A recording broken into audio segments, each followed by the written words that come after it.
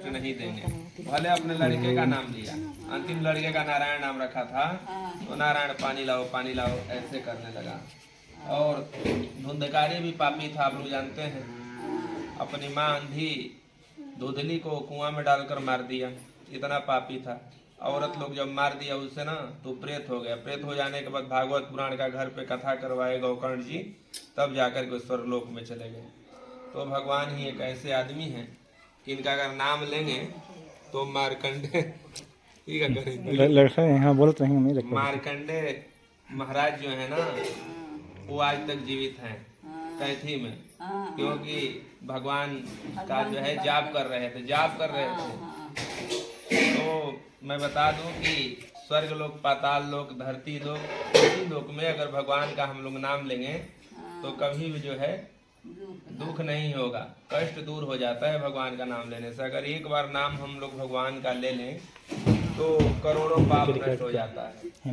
अब आए कथा में बता रहा हूँ कि विष्णु भगवान कहने लगे कि देखो नारद, इस संसार में जो भगवान का पूजा पाठ करता है उसे हर मनोकामना मनोरथ सिद्ध हो जाता है, पूर्ण हो जाता है।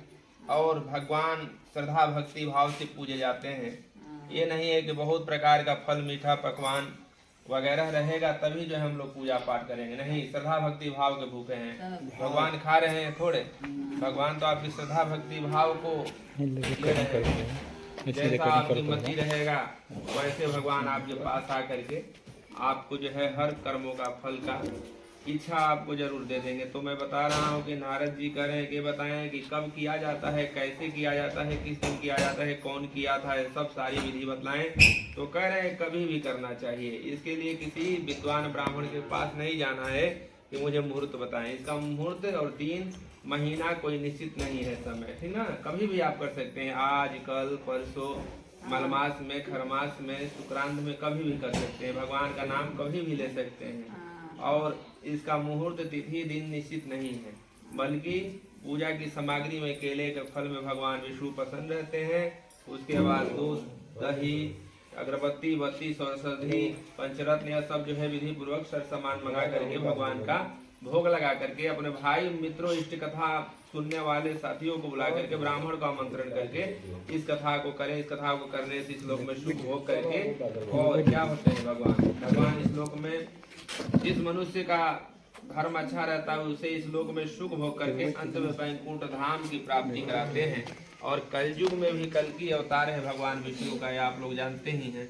और जो ऐसा करता है वो सीधे वैकुंठ धाम को जाता है जो भगवान का नाम लेता है। और कलयुग में भी भगवान का नाम का एक सरल उपाय ही मुक्ति का है और कोई दूसरा उपाय नहीं है। इति स्कंद पुराणे रेवा खंडे श्री सत्यनारायण व्रत कथा प्रथम अध्याय समाप्त। एक बार बोलिए श्री सत्यनारायण भगवान की जय।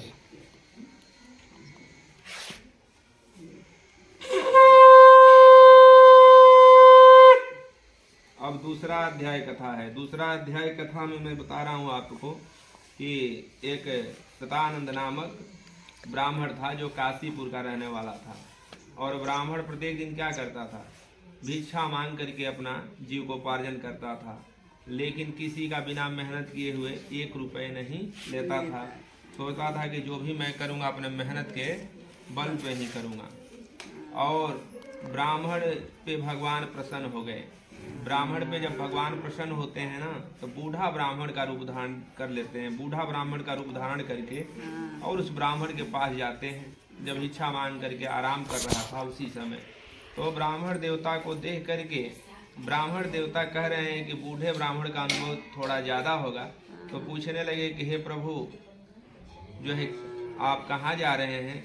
वो नहीं पहचान रहे हैं बूढ़ा ब्राह्मण की जो है माने भगवान है, अपना भेष बूढ़ा का धारण करके आ रहे हैं। तो कह रहे हैं कि नहीं, मैं तो इसी तरह जो है भ्रमण कर रहा था। ये बताएं, मैं आपको हर रोज देखता हूँ ब्राह्मण, कभी इस गांव में तो कभी उस गांव में विचरते रहते हो, घूमते रहते हो, आखिर में क्यों घूमते रहते हो।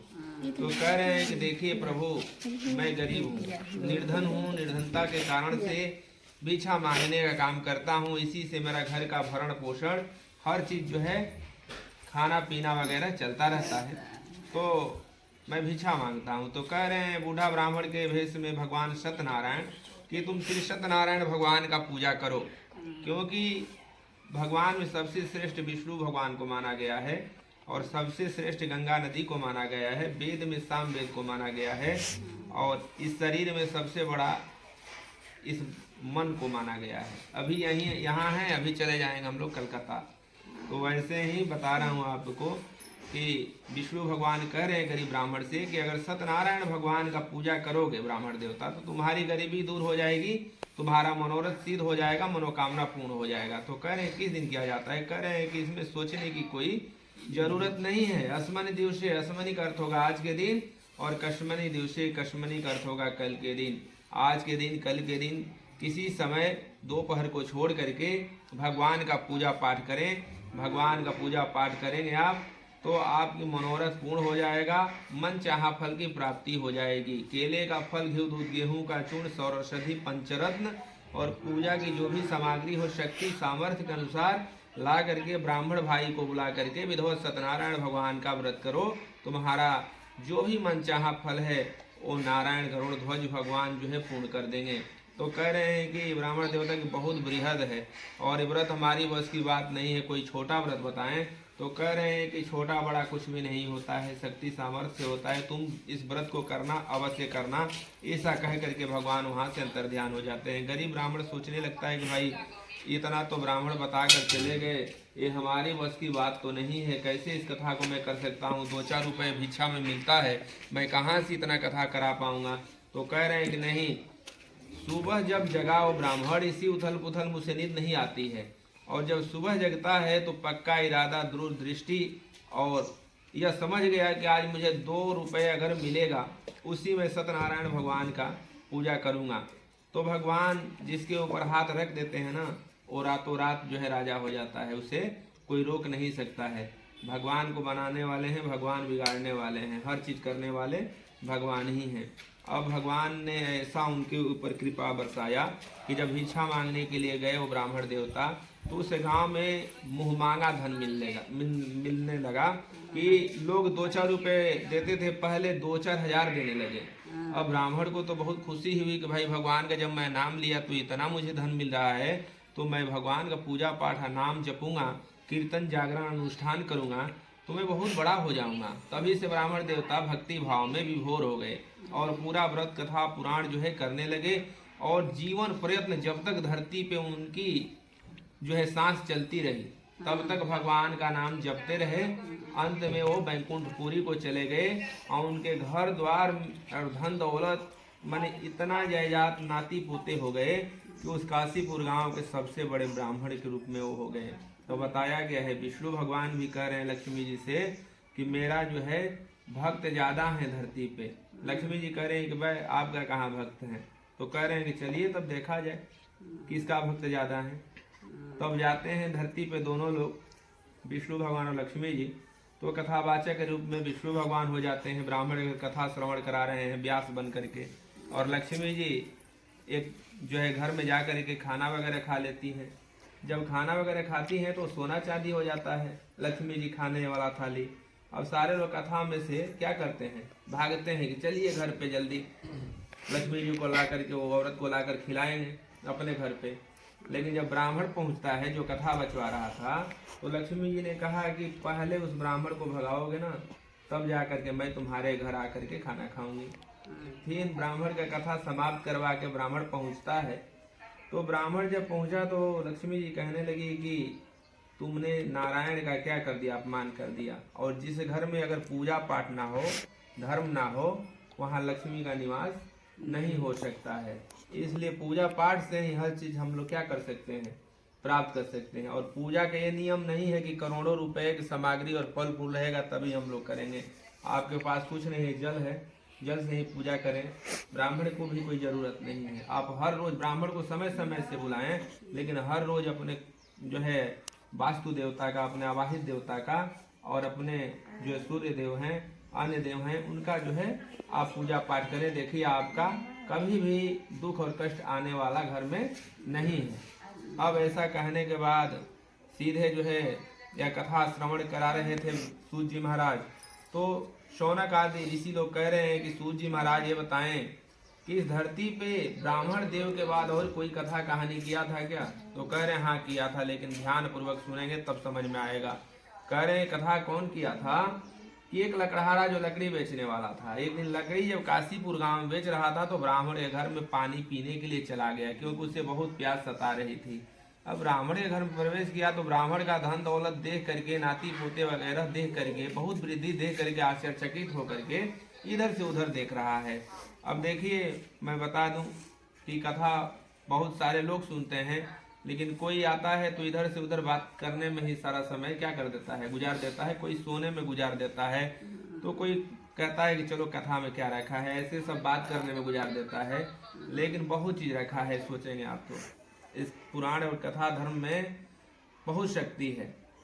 तो लकड़हारा इधर उधर देख रहा था, तो वहीं ब्राह्मण देवता कह रहे हैं कि क्या लकड़हारा, इधर उधर देखने से कोई लाभ नहीं है। जो देख रहे हो ना, यही भगवान का दिया हुआ प्रसाद है, फल फूल है।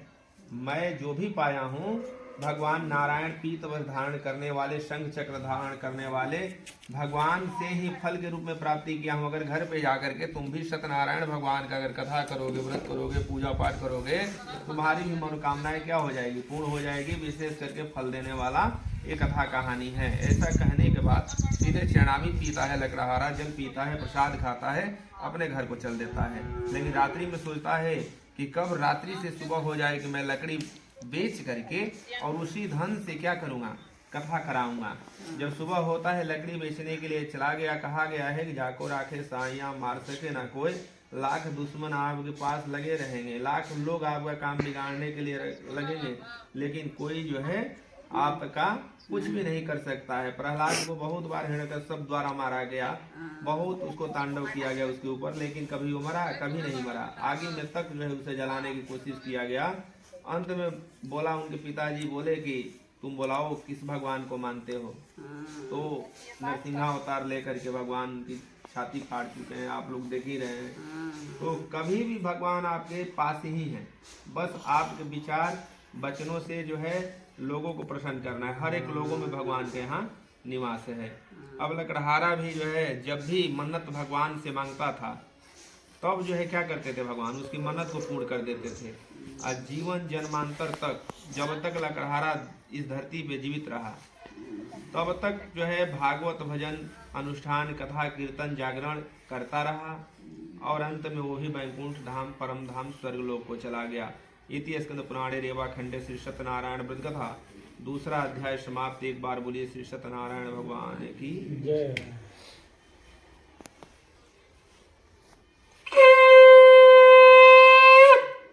अब जो है 3 अध्याय की कथा है। 3 अध्याय में आप लोग देखें, 2 अध्याय तो कथा आप लोग सुन चुके हैं, लेकिन 3 अध्याय में कथा उल्कामुख राजा की है और बनिया का।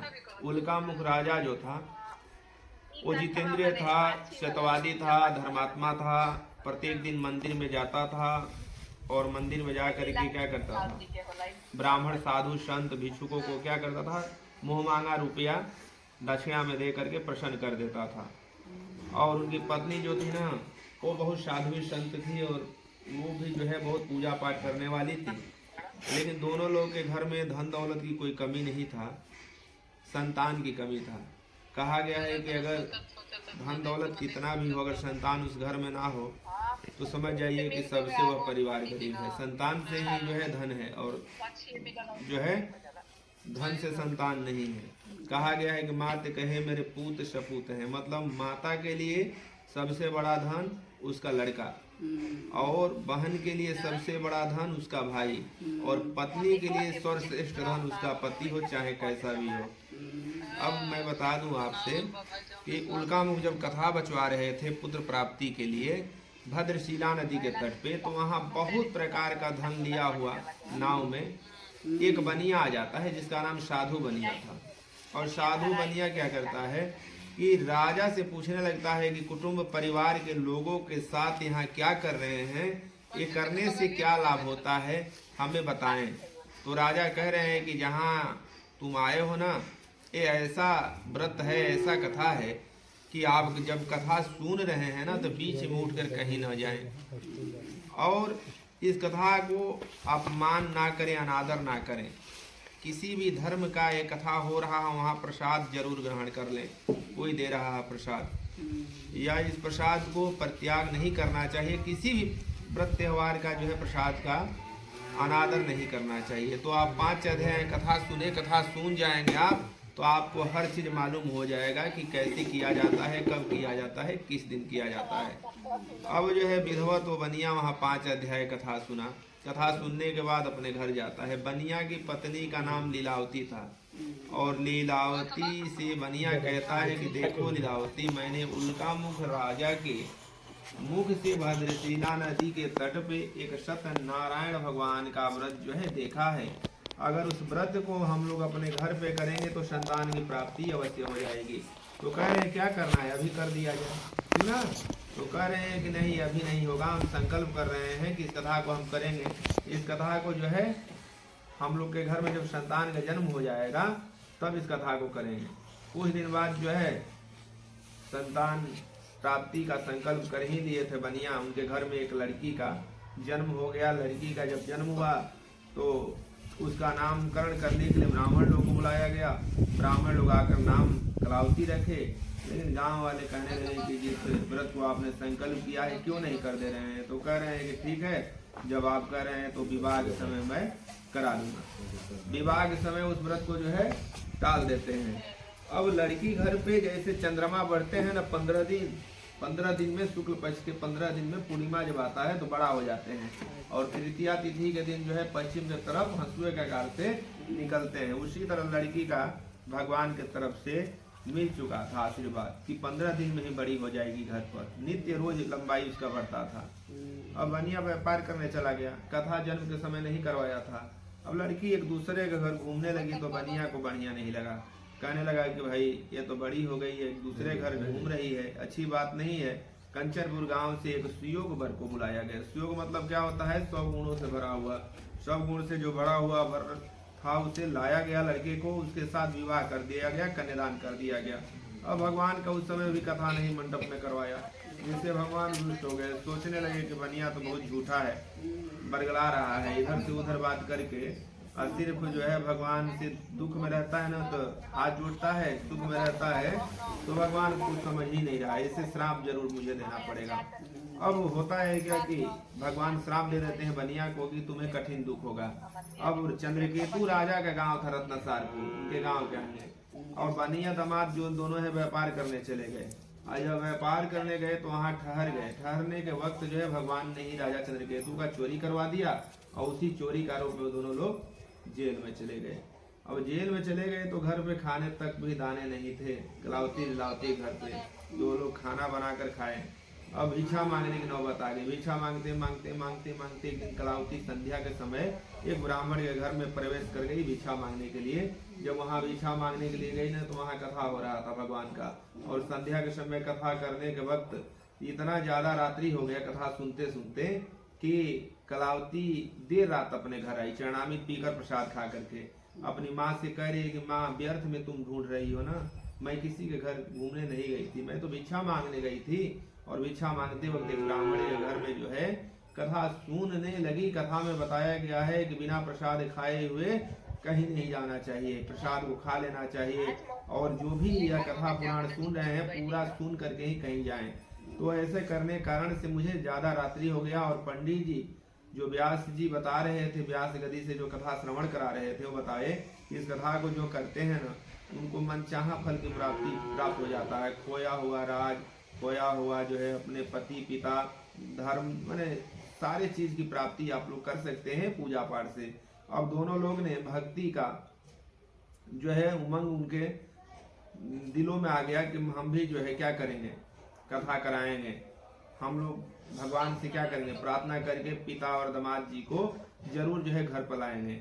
अब रात्रि को जितना ही सामान उनके घर पे था, अब उतना सामग्री में ही भगवान का पूजा करके और सर्वविधि पर पटक पटक करके, जिसे दंडवत हम लोग प्रणाम करते हैं, पटक पटक कर दोनों लोग कह रहे हैं कि हे प्रभु, हे दीन जनों के पालन करने वाले, हे भक्तवत्सल भगवान, हे गरुड़ध्वज भगवान, हे पीतवस्त्र धारण करने वाले, शंख चक्र गदा पुस्तक माला लेने वाले, आप जो है बहुत लोगों को जो है रक्षा किए हैं, जिनके ऊपर कष्ट पड़ा है आपने ही रक्षा किया है, हमारी भी रक्षा कीजिए। अगर हमारे पिता और दामाद जी जहाँ भी दुख और कष्ट में है उनको जल्द सुबह तक हमारे घर ला दीजिए।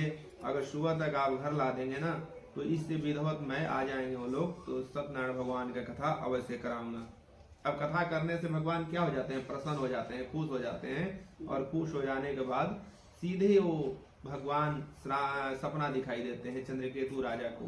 कहते हैं कि राजा, जो अपराध नहीं करता है ना उसे निर्दोष सजा नहीं दिया जाता है, क्योंकि भगवान सब चीज देख रहे हैं। आप बंद दरवाजे में अगर कोई पाप कर रहे हैं ना तो समझ जाइए कि भगवान आपको देख रहे हैं। आदमी तो नहीं देखेगा, लेकिन भगवान जो है हर जगह, कोई पाप कर रहा हो या पुण्य कर रहा हो या धर्म कर रहा हो, सबका लेखा जोखा रखते हैं।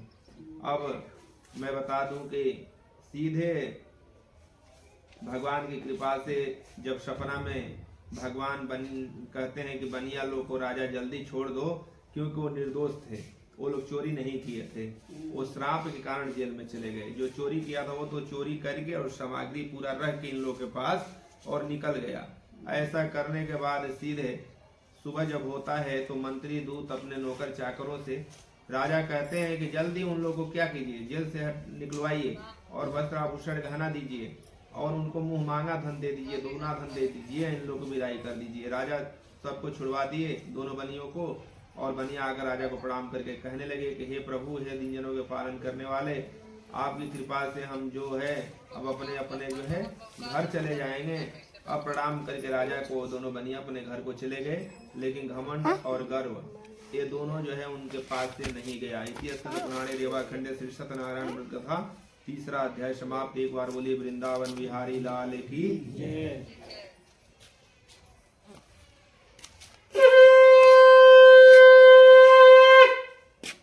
अब चौथा अध्याय में है कि बनिया से मिल जाते हैं विष्णु भगवान, अपना भेष जो है साधु का बना करके, और पूछते हैं बनिया बताओ नाव में क्या रखे हो।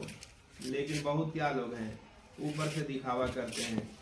बहुत लोग जो है ऐसे ऐसे दुनिया में लोग हैं कि अपनी बात जो है कोई पूछता हो कि क्या लिए हो तो बता देंगे कि जो है मसाला है, पूरा धन भरा रहेगा बोल देंगे कि जो है कोई दूसरी चीज है। लेकिन ये मत समझिए कि जो है किस भेष में कौन आपसे पूछ रहा है और किस रूप में आकर के आपसे कोई भी सामग्री कोई मांग रहा है तो उसे जल्द से जल्द ही दे देना चाहिए, आपकी जितनी ही शक्ति सामर्थ्य हो। ये मैं नहीं बोल रहा हूँ अपने घर का जो है पूरा धन जो है आप दे दें, ऐसा नहीं है, क्योंकि कर्म सबसे बड़ा है इस धरती पे। कर्म से ही हर चीज होने वाला है। पूजा पाठ से बस आपको शांति मिलेगी। लोग चर्चा करते हैं कि यहाँ का जो है बाबा बहुत जानकार है, अपने घर पे एक दिन कीर्तन भजन अनुष्ठान नहीं करते हैं, लेकिन दूसरों का दुख का ठेका ले लिए हैं कि मैं कष्ट जो है क्या करूँगा, दूर कर दूंगा जाप करके, यह धातु पहना करके। लेकिन हम उनसे कहेंगे कि अपने माँ बाप के शरीर में प्राण प्रतिष्ठा डाल दें, तो वो लोग प्राण प्रतिष्ठा अपने माँ बाप के शरीर में नहीं डाल पाएंगे। तो वही बता रहा हूँ कि जब बनिया झूठ बोलता है भगवान से कि मेरी नाव में लकड़ी पत्ता है, मेथी मंगरेल सोरठा जीरा मसाला है, इसका व्यापार मैं करता हूँ, तो भगवान तो सब जानते ही हैं कि नाव में ये असरफी सोना चांदी रुपया पैसा धन दौलत भरा हुआ है। अब जो है कह रहे हैं कि ठीक है एक बार देख लेना, तो कह रहे देख लिया, मैं देखूं क्या, मैं ऐसे जो है 1 रुपये दान पुण्य नहीं देता हूँ ना, साधु संतों का खिलाता पिलाता हूँ। अब सीधे लकड़ी हो गया, पत्ता हो गया, धन के बदला तो बेहोश होकर के गिर जाता है बनिया। अब दामाद जी कहते हैं कि आप जिनसे बात कर रहे थे ना वो भगवान विष्णु हैं, उन्हीं के शरण में हम लोग चलेंगे तभी जाकर के मनोरथ पूर्ण हो जाएगा, विशेष करके वो फल देने वाले हैं। अब दोनों लोग हाथ जोड़ करके भगवान के पास प्रार्थना करने लगे नदी के तट पर जाकर के कि हे प्रभु, हे दीनों को पालन करने वाले, हे चतुर्भुज भगवान, हे शंख चक्र गदा धारण करने वाले प्रभु, मेरी असत्य भाषण से आप दुखी ना हो, हमने जो असत्य भाषण आपसे कह दिया उसे माफ कर दें। तो भगवान कह रहे हैं कि दुख पड़ता है तो हाथ जोड़ करके भगवान भगवान करने लगते हो, और जो है जब सुख होता है तो किसी को पहचानते भी नहीं हो। विद्या को लाना है तो आप किताब चाहे जो है कितना भी खरीद कर लाएंगे तो किताब से विद्या नहीं प्राप्ति होगी जब तक मेहनत नहीं करेंगे। और ऐसे ऐसे अनमोल चीज हैं इस शरीर में भी, इस घर में भी, कि अगर हम लोग जो है खरीदना चाहेंगे तो पैसे से नहीं खरीदा जा सकता। चैन नहीं खरीदा जा सकता, नींद किसी का नहीं खरीदा जा सकता, प्राण किसी का नहीं खरीदा जा सकता है। खरीद कौन सकता है? तो सिर्फ ऊपर जो बैठे हैं भगवान, वही सब चीज कर सकते हैं। इसलिए ऊपर वाले के भरोसा पे रहना चाहिए। तो कह रहे बनिया कि मैं आज के बाद अपराध नहीं करूंगा, माफ कर दें एक बार। संकल्प करते हैं वो उनको मिल जाएगा, लेकिन ब्राह्मण को नहीं मिलेगा। ब्राह्मण अपने घर पे जब तक पूजा पाठ नहीं करेगा, नित्य पूजा पाठ नहीं करेगा, तब तक उसे फल की प्राप्ति नहीं होगा। क्यों नहीं होगा? कि वो संकल्प करा लेता है दाता से। तो संकल्प कराएगा तो दाता को ही फल प्राप्ति होगी, ब्राह्मण को कैसे होगा? तो ये कथा करने से हर जो है मनोकामना पूर्ण हो जाता है, मनोरथ सिद्ध हो जाता है। भगवान से जो मांगेंगे वो भगवान आपको जो है रक्षा करेंगे और परिपूर्ण कर देंगे आपके सामने। अब जो है मैं आगे कथा बताऊंगा कि इस कथा को जो पाठ किए थे, श्रवण किए थे, जो भगवान का नाम लेकर के और इस लोक से दूसरे लोक में गए थे, दूसरा जन्म हुआ, तो किन किन देवी देवताओं के रूप में जन्म हुआ। जो 5 अध्याय आपने कथा सुना, प्रथम अध्याय से लेकर के 5वां अध्याय तक, तो सुन लीजिए। सदानंद ब्राह्मण जो है, जो काशीपुर गांव भिक्षा मांग रहा था, इतना कथा पुराण धर्म किया कि अगला जन्म जो है लिया तब पोरबंदर में लिया, गुजरात में, और संदीपनी मुनि का आश्रम है उज्जैन में, वहाँ शिक्षा दीक्षा उनका हुआ। वहीं कृष्ण भगवान से दोस्ती हो गई। और जो दासी का चना था सुदामा जी खा लिए थे, इसलिए वो गरीब हो गए। गरीब हो जाने के बाद द्वारिकाधीश में जब गए ना, तो सुदामा जी के जैसा कोई सत्यता वाला ब्राह्मण ही नहीं इस दुनिया में था। जो भी सत्य के बल पर रहेगा उसको समझ जाइए कि कष्ट नहीं होगा, वो वैकुंठपुरी में अपना स्थान जरूर बना लेगा। भूखा अगर आ जाए ना तो अपने खाना सुदामा जी खिला देते थे, गाय को खिला देते थे, अपने कष्ट सह लेते थे, लेकिन दूसरों को कष्ट कभी नहीं देते थे। सुदामा जी की पत्नी का जब घर बनाने के लिए विश्वकर्मा जी गए पत्नी के पास, जब द्वारिकाधीश में थे सुदामा जी, तभी कृष्ण भगवान के भेजा हुआ। तो पत्नी कह रही है कि पड़ोसियों को पहले बना दीजिए, पड़ोसी खुश हो जाएंगे तो मैं खुश हो जाऊंगी। ऐसा कोई धरती पे नहीं है, बल्कि आपके कष्ट होने लगेगा ना तो दूसरा कोई प्रसन्न हो जाएगा। और सारे लोग पीछे लगे हुए हैं दुनिया में, एक दूसरे के पीछे, कैसे वो आगे बढ़ रहा है, कहाँ से इतना धन आ रहा है, खाने बिना मर जाए तो अच्छा है। ऐसा जो है कलयुग में चल रहा है। तो मैं बता रहा हूँ आपसे कि लकड़हारा की कहानी आप लोग सुने हैं ना।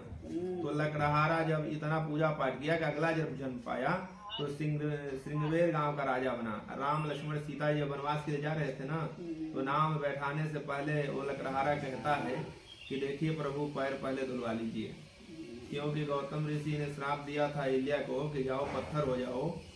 तो आपका ही पांव पड़ा था बक्सर में। तो अहिल्या फिर गौतम ऋषि के पास चली गई।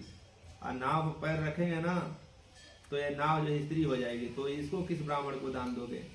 पहले पैर धो लीजिए, उसके बाद में उस पार उतारूंगा। बहुत उनको लालच दिया गया नाविक को कि आप सोने का अंगूठी ले लीजिए, लेकिन हम लोग को उस पार उतार दीजिए। करे नहीं, मैं पहचान रहा हूँ। अब जो है तीसरा अध्याय में उल्कामुख राजा की जो कहानी आपने सुना, कितना पूजा पाठ हो किए थे। अगला जन्म में वो राजा दशरथ हो गए और रंगनाथ भगवान का पूजन करके बैकुंठ धाम को चले गए। अब बनिया जो है, जो कहानी बनिया लीलावती कलावती को लोग आप लोग सुनते हैं, वो बनिया पूजा पाठ अंत समय में जब करने लगा, नाव डूबने के बाद उसे समझ में आ गया कि भगवान के अलावा इस दुनिया में कोई रक्षा करने वाला नहीं है, जो भी है वासुदेव ही है। तब उसे समझ में आया तो भगवान का कीर्तन जागरण पूजा करने लगा।